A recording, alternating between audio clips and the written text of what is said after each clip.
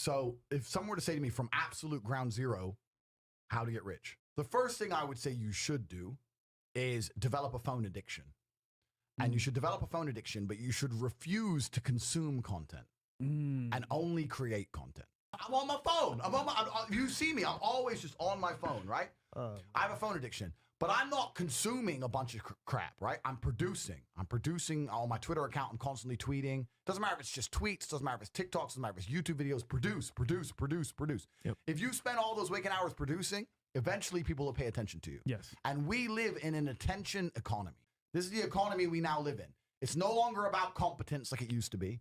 It's not even so much, it's about attention and it's about network. It's those two things. It's who you know and it's how many people pay attention to you. If you develop a phone addiction and you refuse to consume and you only create, you'll start to attract attention sooner or later. To do that, there's usually lots of different ways to monetize it.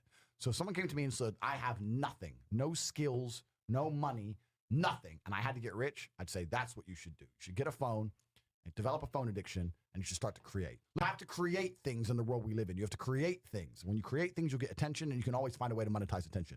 Jake Paul has monetized attention. Yes. Yep. That's all he's done. He hasn't made his money being the best boxer. He's monetized attention. You have to find a way for people to pay attention to you. And let's talk about network quickly, because I run a network on CobraTick.com. There's the War Room, which is a network of mine. So networking is extremely important for a couple of reasons. If you were in a room with ice cream experts, and all they talked about was ice cream, how to make it, how to store it, how to move it, the different flavors, the size of the cartons it's in, how much it costs to produce. If all they talked about was ice cream and you were in that room, sooner or later, when someone comes to you to ask you something about ice cream, you're going to know the answer. Yeah. But you're going to accidentally know some shit about ice cream. If you're in a room of people who only talk about money, do you understand what I'm saying? Yes. So you need to be around people who are about it. And the problem is with the people out here, everyone has a dream, but not many people have a plan. A dream and a plan are different things. When you say to guys, do you want to be rich? Yeah, I want to be rich. How will you get rich? One day when a ship comes in. When's the last time something fantastic has ever happened on accident? When's the last time you've seen a big jacked dude and you say, hey man, how'd you get so jacked? And he goes, don't know, oops. It just happened. No, he planned it. He went to the gym, he ate a certain way, he planned his meals, he had to make it happen. It's exactly the same with getting rich. You need a plan to get rich, right? Everyone out there has a dream, but very few people have a plan. Yep. If you're surrounded by people who have a plan to get rich, and you provide value to them in some way, because they're not going to drag you up if you ain't doing nothing, because that's what friendship is. Friendship is value exchange. If you provide value to them, sooner or later, you're going to begin to make money. Let me tell you something. When I was broke, and like I said, I have a bunch of money now. I was broke. This is not like I was broke, but from like a middle-class family. I was broke, single mother, public government housing, no car. I had to run to the gym, broke. When I was flat broke, the only of my friends I'd sit around and talk to were my friends who would talk about money. The guys who would sit and talk about video games or sit around and talk about football, I wouldn't hang around with them. I only used to sit and talk to my friends, talk about money. None of us had any money, right? But if we walked into a coffee shop and we bought coffee, we would then sit there over our coffee and analyze, how did this coffee shop make us give them our money? Because that's what's happened. We've given our money to this coffee shop. Why? Did we really want coffee? Where is it located? Is it a convenient location? Is it because of the brand of the coffee? Is it because the waitress is cute? Why are we in this particular coffee shop? Why didn't we go to that one? Why are we in this one? If we were to open up a coffee shop next door, how could we outcompete this one? What's the rent for this place? What's the margin on a cup of coffee? Everyone in here's a man. If you notice, everyone in here's a man in a business suit. Why is the person serving not a hot girl? Why is it a guy?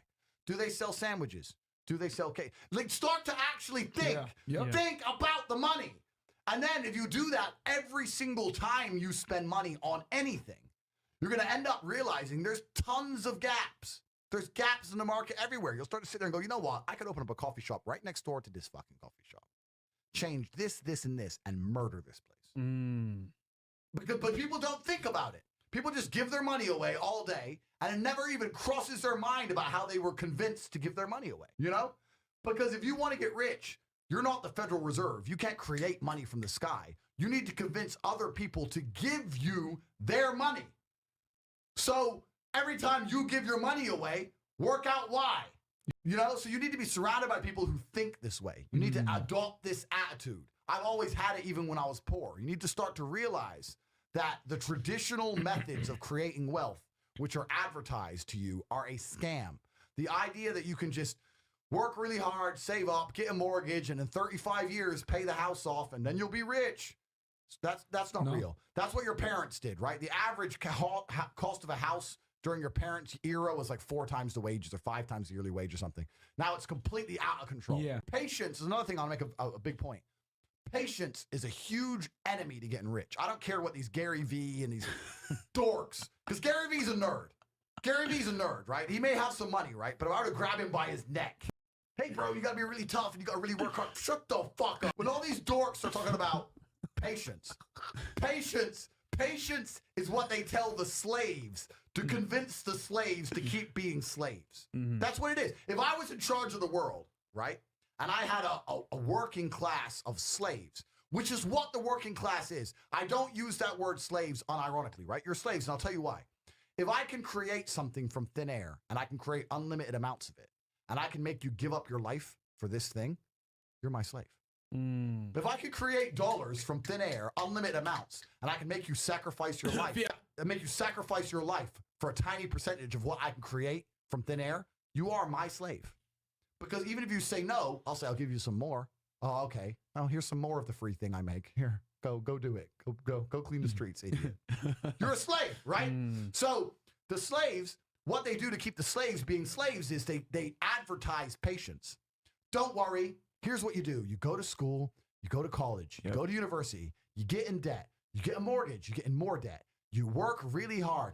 Don't worry. Your life's shit now, but in the future, it'll be good. Don't worry. A good day's coming. You might retire with a 401k. Keep working. Keep going, slave. You can do it. Patience is how they trick you into keep being a slave.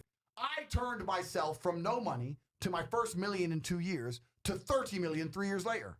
That's how fast you can make money if you're about money.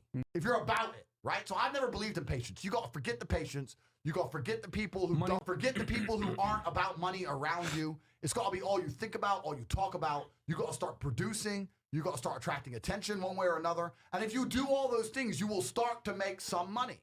But next time you're sitting with your friends, this is a challenge for every single person watching this. Next time you're sitting with your friends, unprompted, come in, sit down, and just join in the conversation. Just join in whatever they're talking about.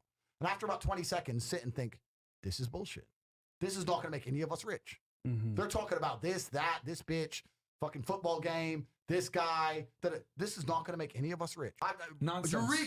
Eureka, I am wasting my life, right? And that's what the War Room Network's about. Every single person in the War Room's a killer. We talk about a few certain subjects, and one of them is absolutely cash. And I'll tell you one more thing. With the modern world we live in and this virus, blah, blah, blah, blah, the time to get rich is running out. The time to get rich is running out. Slavery is coming, and you're not going to be able to escape.